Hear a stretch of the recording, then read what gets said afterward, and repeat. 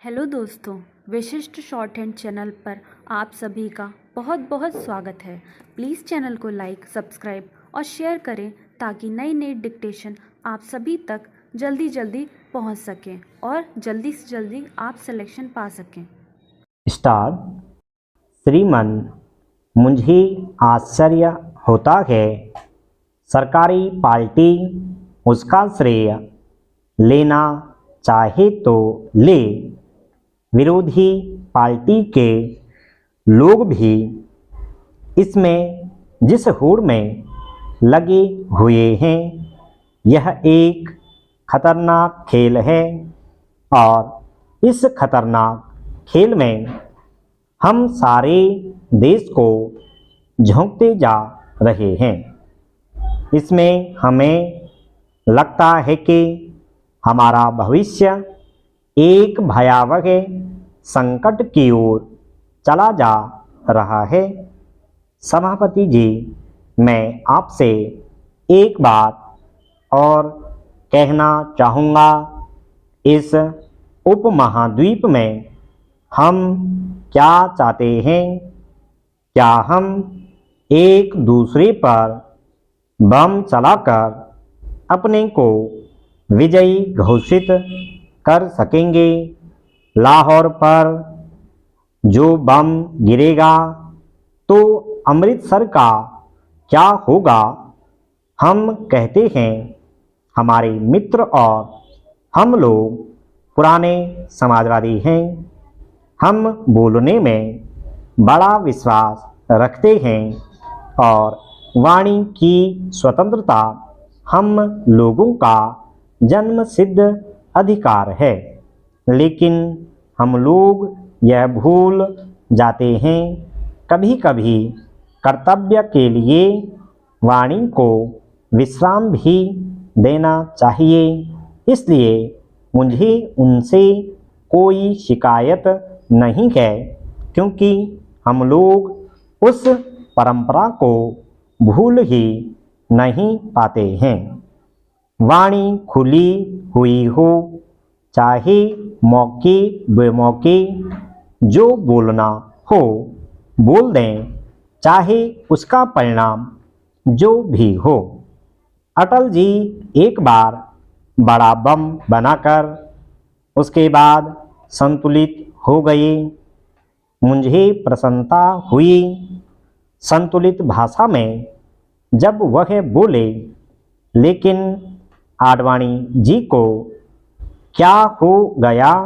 वह भी ललकारने लगे, जैसे कि पुरुषार्थ की परंपरा इस देश में फिर से जाग गई हो और वह राजस्थान की परंपरा भूल गए। इस मिट्टी को लेकर, जिस मिट्टी में पता नहीं कोई विषाक्त कण ही पड़ा हो, उसको लेकर वह कहाँ जाना चाहते हैं? इस तरह लोगों के मन में जज्बात पैदा करके इस देश में एक गलत होड़ पैदा मत कीजिए। हथियारों की होड़ पैदा करके दुनिया के अनेक देशों ने अनेक क्षेत्रों में बर्बादी का माजरा देखा है, और क्या इस देश में भी यही काम होने जा रहा है? क्या हुआ?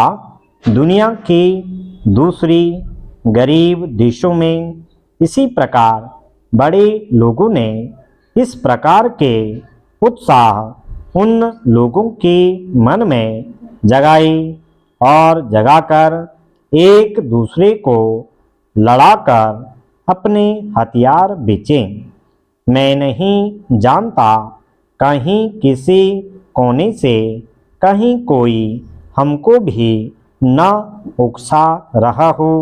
मैं किसी के ऊपर कोई संदेह नहीं करता, लेकिन एक और अणुबम का विस्फोट होता है तो मन में यह शंका पैदा होना कोई गलत बात नहीं होगी कि हम दस्तखत करते हैं या नहीं।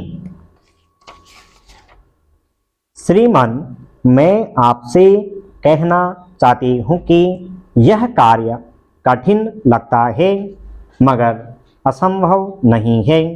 जरूरत है एक अदम्य इच्छा शक्ति की, जरूरत है एक स्वस्थ सोच की, जरूरत है अब तक की चली हुई योजनाओं का निष्पक्ष विश्लेषण करने की और जरूरत है भावी योजनाओं को व्यावहारिक और युगानुकूल बनाने की। इसलिए मैं अपनी बात सबसे पहले वर्तमान परिदृश्य से शुरू करना चाहूँगी। उपाध्यक्ष जी, जहाँ तक सुरक्षा का ताल्लुक है वह समरा हुआ नहीं है। हम कुछ करें या न करें, लेकिन दुनिया हमारे इरादे को जान गई है। अभी हमारे एक भाई ने कहा कि जो गुप्त था, जो लोगों की निगाह से छिपा हुआ था, उसको दुनिया के सामने रख दिया। जिसके खिलाफ हम यह काम करने जा रहे हैं उसको हमने एक बड़ा भारी अवसर दिया है। अगर वह भूल करे तो आज जैसी स्थिति में वे हैं उसका जवाब हमारे पास नहीं है। दुनिया के दूसरे देश उनको सारी सुरक्षा दे सकते हैं, उनको सारी सहायता दे सकते हैं, उनको सारा धन दे सकते हैं। बेअक्ल लोगों की सलाह लेने से प्रधानमंत्री जी कभी कभी हम खतरे में पड़ जाते हैं। सलाह लेना अच्छी बात है, कभी कभी अति उत्साह में काम करने से आदमी अपने विनाश की ओर चला जाता है। यह काम हमारे देश में हो रहा है। मैं चाहता हूँ कि इससे आज ही विरक्त हों। मैं नहीं जानता कि आप कैसे विरक्त हो सकते हैं, क्योंकि आपने एक ऐसा कदम उठा लिया है जिससे पीछे हटना शायद आपके लिए संभव नहीं है।